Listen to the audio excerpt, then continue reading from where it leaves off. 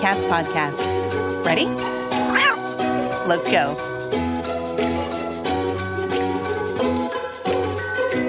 Welcome to the Community Cats podcast. I am your host, Stacy LeBaron. I have been involved helping homeless cats for over 20 years with the Merrimack River Feline Rescue Society. The goal of this podcast is to expose you to amazing people who are improving the lives of cats.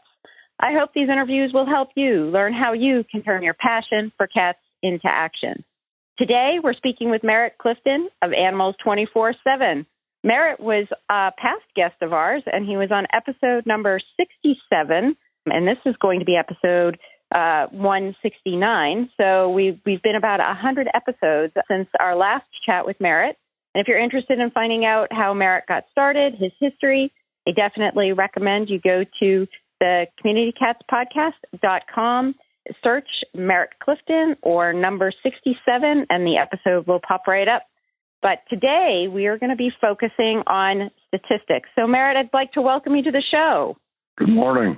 Good morning. Well, thank you for joining me. Again, I appreciate it so much. It's always such an honor to have you on the show, and it's great fun having conversations with you. And I had asked you to come on the show to talk a fair amount focusing on statistics and how are statistics good for us when we are dealing with our free-roaming cat issues. And so just thought maybe you would touch upon the history of statistics and capturing statistics as you've seen it over time, and then we could maybe look forward and see what might work for us going forward in the future. Well, to begin at the very beginning, the first systematic attempt to estimate the cat population of the U.S., which at that time were entirely free-roaming cats, was done by Frank Chapman of the American Museum of Natural History in 1908.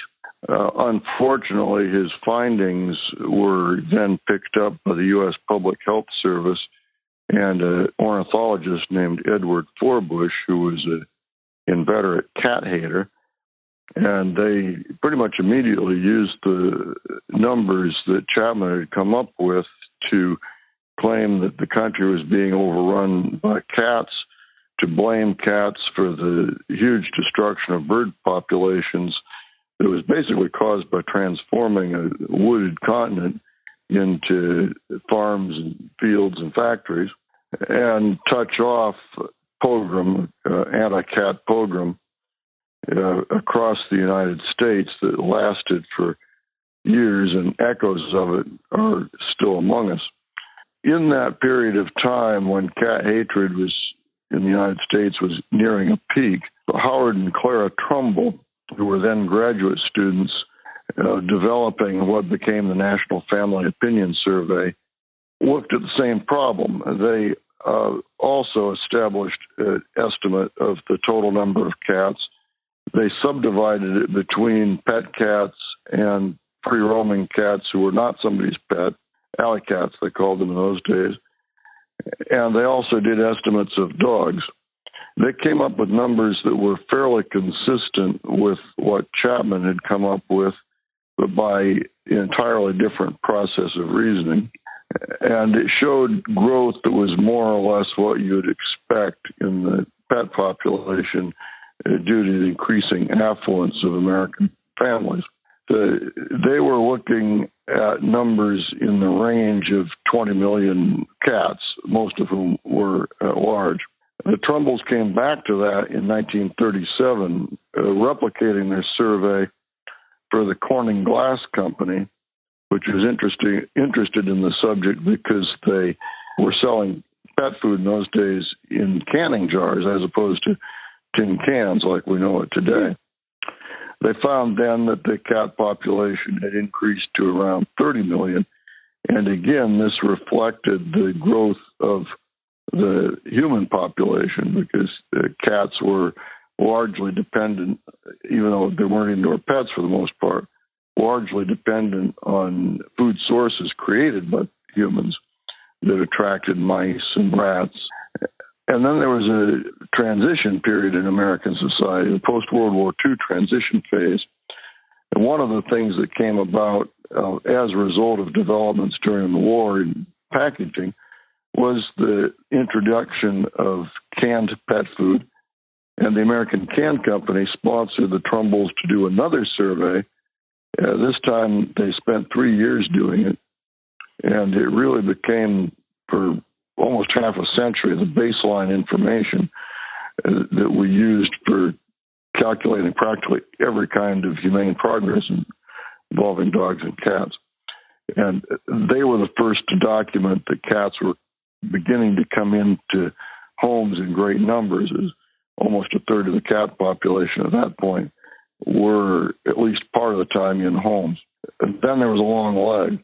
Nobody really seriously looked at the numbers of cats again until there was one survey of the shelter traffic done in the mid-1980s. But the next look at an overview was one that I did in 1991, 92. By that time, the total cat population had just about doubled, and we'd reached a point where it was about a 60-40 ratio of indoor to outdoor, and that's 40% outdoor, 60% indoor. There were some surveys of the pet population done, by the way, during that interim period, but they had not attempted to look at the total cat population, only at the number who were owned pets being fed store-bought cat food. They hadn't looked at all who was out there on their own. TNR came in big time in the very early 90s and brought about a drastic reduction, about 75% reduction over 10 years in the number of cats coming into animal shelters. But the biggest question was what was going on with the outdoor population who were remaining at large. And I looked at this through several different metrics. One was roadkill counts where they were available and where I had comparative data over a period of time. And cats pretty much fell off the charts in roadkill counts. They went from being one of the most commonly road-killed species as of 1937, when the first roadkill count that I was aware of was done, to being, by the early 2000s, it would be rare to see a cat who was roadkilled because cats were just no longer around at anything like the numbers that they once had been. Another one that I looked at was, of course, because it was available, was the shelter traffic. And another one were what I call area surveys, where somebody actually takes a geographical area and does a systematic count of what's living there, not just cats, but other wildlife. And that's important because there's some areas, some parts of the country that are just plain more hospitable to outdoor cats than others. And there's an inherent fallacy in multiplying stats from one part of the country or even one part of town over the whole without compensating for the places that are not as good habitat. You tend to have clusters of cats around one particular fast food restaurant or dumpster or somewhere where somebody's feeding them. But then you may have blocks and blocks and blocks with no outdoor cats at all, depending on the quality of the habitat, what else is in the habitat, etc. And that brings me to what I think is my most important point, probably this entire conversation. I think that various researchers, myself included, have done just about everything that can be done with what I'd call top-down data and projections. What we need to be able to do to better assess progress, better assess ecological impacts, better take into account these regional variations, we need the bricks to build upward. We need a lot more and better local data. We need counts over time of the populations of individual outdoor colonies.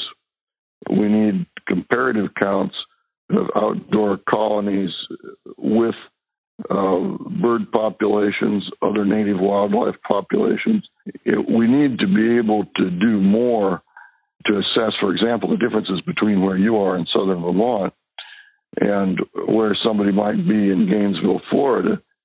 There's an astronomical difference in the carrying capacity of those habitats. Gainesville, Florida would probably have at least 4 times the maximum carrying capacity for outdoor cats in southern Vermont.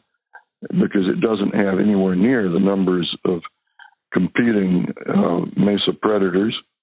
It doesn't have nearly as many fast food restaurants, parks where people might feed birds or other wildlife outdoors. The bird feeding tends to be more seasonal. Just a whole lot of key differences. And what I see a lot, and it does tend to scare the hell out of people who are concerned about birds, are projections from places where there's lots of cats and it's easy to count cats to the entire North America, where there really aren't lots of cats and it's not so damn easy to count them. So you would say you're starting from the sort of the bottom up. So looking at regions rather than saying the whole nation, I'm even thinking even regional sort of assignments. So, New England would have one divisor. We have all these calculations where we take human population, and we divide it by a magical number, and then we can figure out how many cats we have. I'd like it to be even more granular than that. Because, for example, I did a lot of my early work with feral cats and statistics pertaining to them in New England, and I became aware that there were colossal differences in what you would find in Boston, Connecticut, or I should say Massachusetts, Connecticut, Rhode Island, where there's a fairly dense human population and very good habitat for feral cats, as opposed to Maine, New Hampshire, Vermont, where most of the habitat is quite hostile. You'd have the New England urban-suburban population versus an upstate rural population. In some of the rural areas of New Hampshire, Vermont, and Maine, you might not have the carrying capacity for more than one outdoor cat per square mile.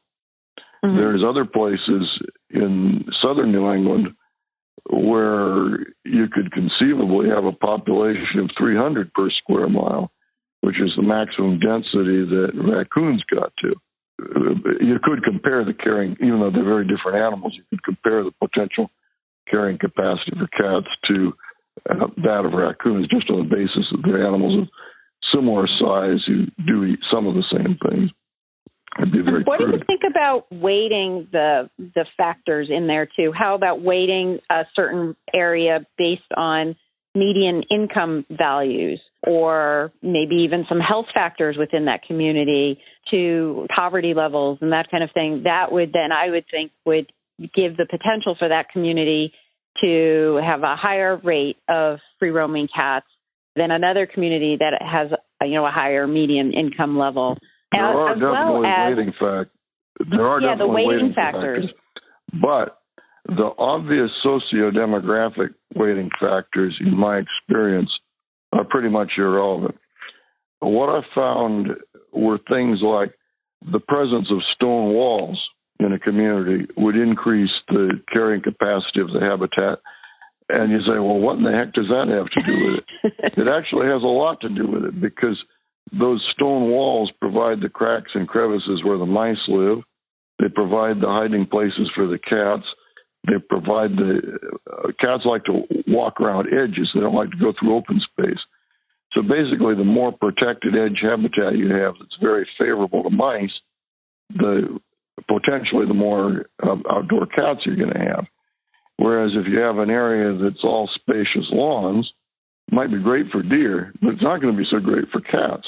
You can have an area that's low income, but is very high density, high rise housing. And that will be usually very poor habitat for cats, because there's just not a lot of place for them to hide. And the mice are 5 stories up. Cats don't have a way to get to them. They can't take the elevators, which most cats can't.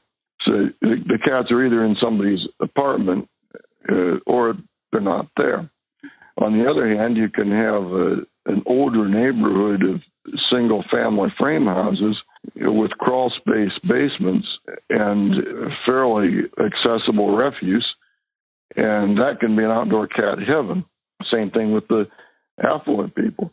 There were affluent neighborhoods, stone wall-lined yards, lots of tree cover and so forth, that had some of the richest outdoor cat habitat I saw. And there are others, as I mentioned, with the manicured lawns, where even in climatically favorable habitat, you would find almost no outdoor cats. And another part of that would be if they had free-roaming dogs running around the property, you're not going to see a lot of cats there. So there are weighting factors. But the best way that I've found to weight, whether I'm surveying cats or surveying street dogs, which I've done a lot of, is to do a line transect. What I do and what I recommend is to literally walk all the way across the area you're trying to survey from multiple directions, multiple points, and you count what you see, and you learn thereby what parts of town or what parts of the city block, or whatever you're transecting, have the most of whatever it is and what has the least.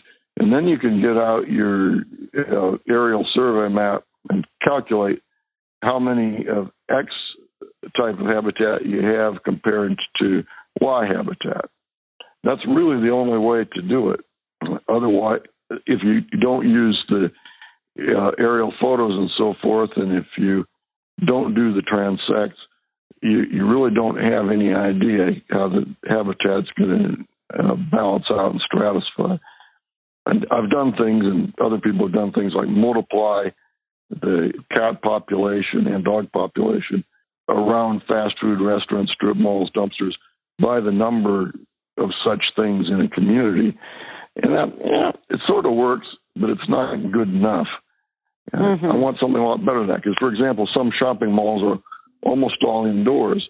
The food supply is all in a food court.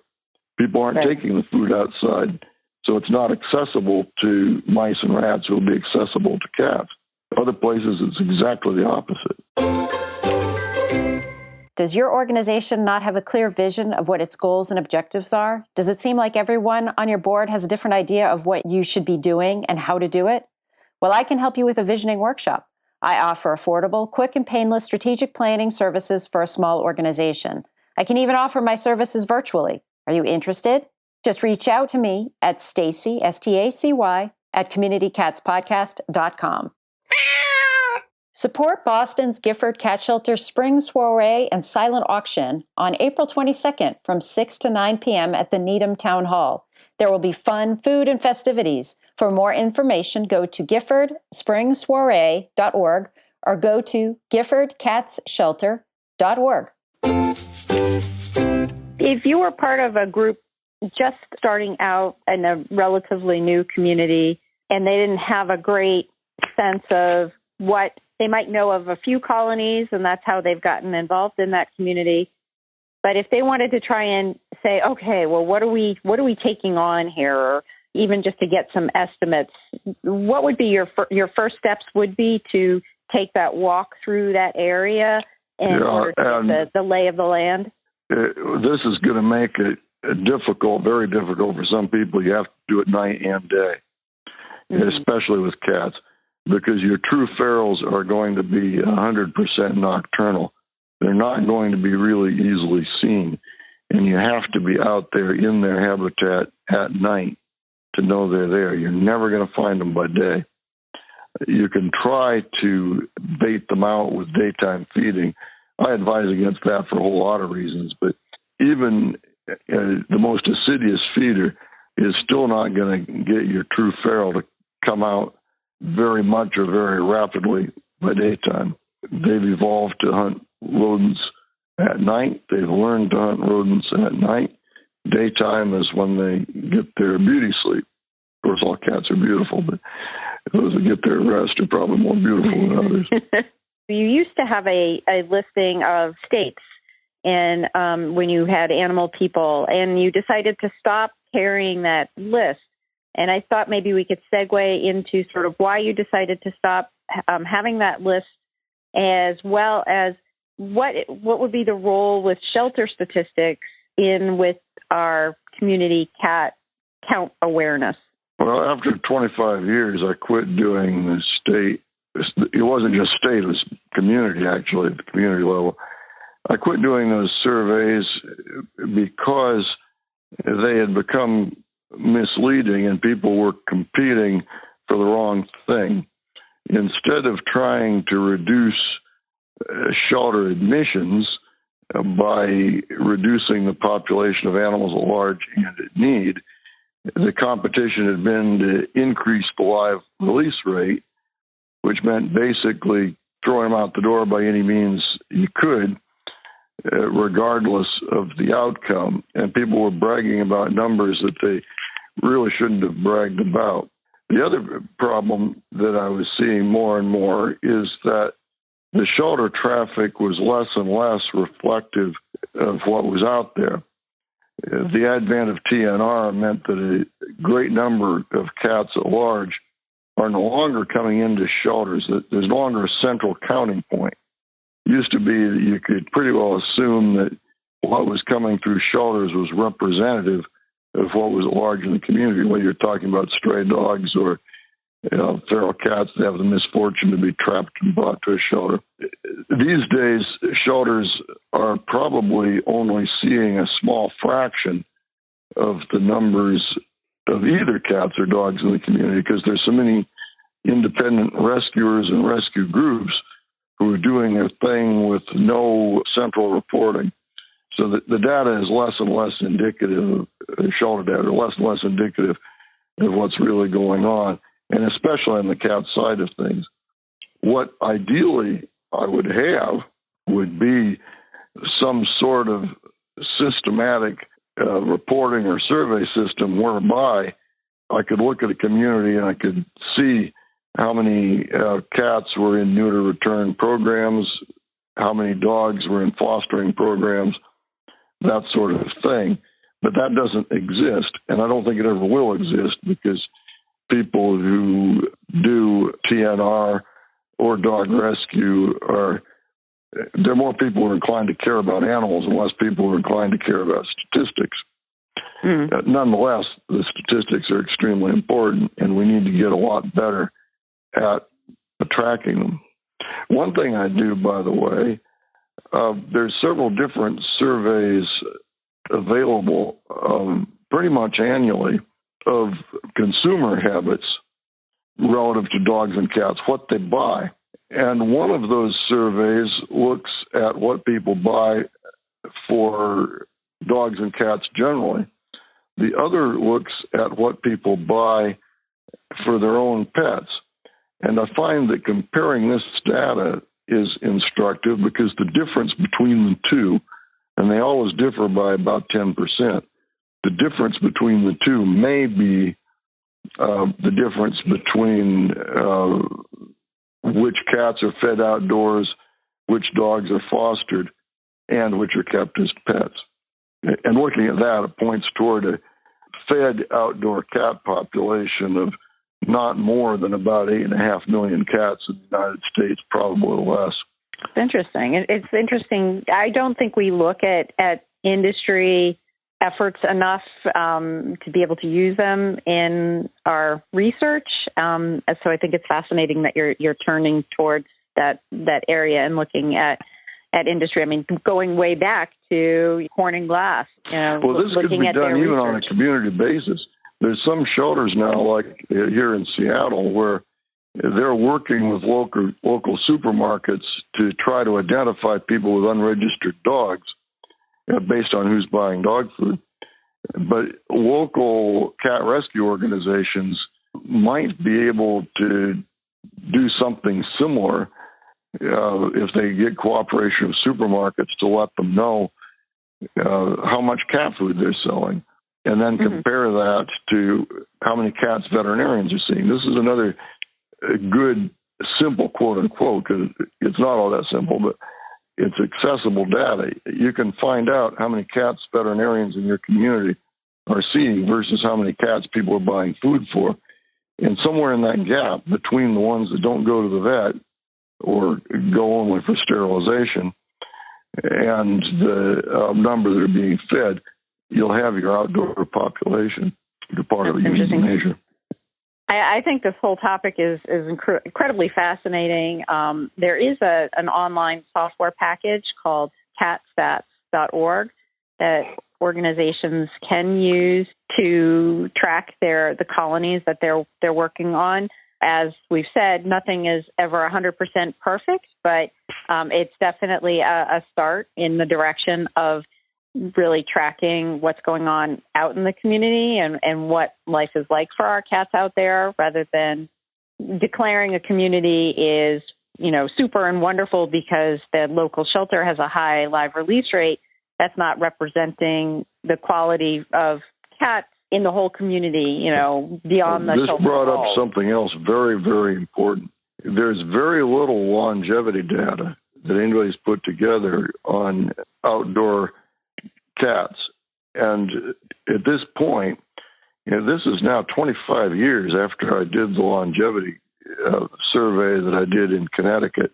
And I'm still not seeing anybody doing a similar mosaic of when cats come in, what's their health status, what do they weigh, how many of them have X, Y, Z. And then what I did, I was not able to follow up, but it would be very interesting to see what percentage. I was able to estimate by the age of the cat at the time the cat was picked up and sterilized, more or less, how many had managed to live 10 years, how many had managed to live 2 years, how many were still kittens, that kind of thing. But to make that really meaningful, you need to have actual before and after data where somebody had microchipped and then tracked these cats over time, sort of like banding birds, where you retrap the cat at 10 years of age and you can see that this cat was microchipped at, say, 2 years of age, managed to survive out there. What is the percentage? We're looking at data from one part of the country in 1-2 year time frame, and that's still really just about all there is for the whole damn country. Yeah, and everybody wants to always share the information that, outdoor cats live by far a much shorter lifespan and poorer quality of life than our indoor cats. I think it's indisputable that it's a shorter lifespan, but the quality of life issue is the one where I'm not convinced that they have a poor quality of life. What I saw, you could measure it kind of by half-lives. A cat that survives X length of time is much more likely to survive yet a longer period of time. And the cats in that study, anyway, of 320 cats, only 19 of them had conditions that required euthanasia. And of those 19, if I remember right, 10 were kittens. So if the cat survived kittenhood, it had a pretty damn good chance of having a healthy adulthood. And what happens to a cat who's in the wild, living as a wild animal, is the same thing that happens with skunks, squirrels, raccoons, etc. If they become diseased or disabled, they get picked off by another predator pretty damn fast. Right. But this is also where a place like in Florida, for example, high traffic, a lot of the areas you find cats don't have coyotes, don't have foxes. The cats are too big for, once they reach adulthood, to be victims of hawks, owls, eagles. And they're not going where the gators are. The gators have taken over the habitat niche for predators of other animals that go into the swamps. But cats don't like water so well, so they're not peddling around the swamp. So there's a greater likelihood in a habitat like that you're going to find a cat who has a poor quality of life than in a place like Vermont, where you have quite a few other mesa predators, and all of them will eat cats if they can. Right. Merritt, if folks are interested in finding out more about Animals 24, and I believe you're coming up on an anniversary, how would they do that? www.animals24-7.org. And we have the extensive menus. You can search on any topic you like, feral cats, TNR, etc. We post a new article almost every day. April 12, almost midnight, April 12, 2014 was when we first went online. So today, April 13, is for all practical purposes our third anniversary. And you said, how many articles have you printed since you started publishing? About 1,030. That's amazing. It's incredible. I mean, I am amazed at doing, 169 episodes, and just to think being over 1,000. I mean, you are a wealth of information. Is there anything you'd like to share with our listeners before we finish up today? Well, I would like to thank my wife and assistant, Beth, for her contributions to getting these thousands out. You'll be talking to her soon. And I'd like to thank your listeners. And, of course, thank the cats. Well, Merritt, I want to thank you so much for coming back on the show again, agreeing to be a guest. And you are by far the most knowledgeable person when it comes to free-roaming cats, feral cats, TNR, and cat statistics. So I want to thank you for sharing statistics with us today, and I hope we'll have you on in the future. Thank you very much. The Community Cats podcast will soon be a year old, with over 200 episodes profiling amazing people who are all making a difference in the lives of community cats. If you would like to support the show, but not be a sponsor, feel free to contribute to our efforts by going to www.communitycatspodcast.com and follow the donate link. Help us to continue to provide excellent programming.